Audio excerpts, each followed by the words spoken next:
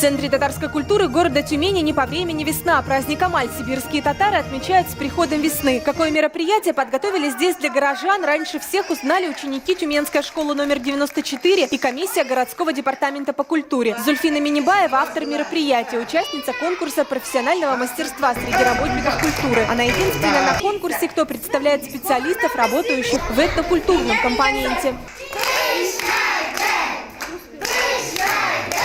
Заинтересовать, развеселить и передать знания народных традиций. Все это требует не только опыта, но и глубоких знаний. В этом на помощь приходит старшее поколение, знатоки сибирско-татарского фольклора. Во-первых, это знание языка, культуры, история своего народа. Здесь мы в Центре татарской культуры проводим такие мероприятия, как Сабантуй, национальный праздник, Ураза байрам, Курбан байрам, мусульманские праздники, Сумбуля, Каз эмасы, Нардуган, Амаль байрамы. За плечами Зульфины Минибаевой татарское отделение филфака Тюменского государственного университета и образование режиссера. Универсальных знаний в работе с этнокомпонентом мало. За опытом едут в Татарстан. В прошлом году я ездила на обучение в город Казань.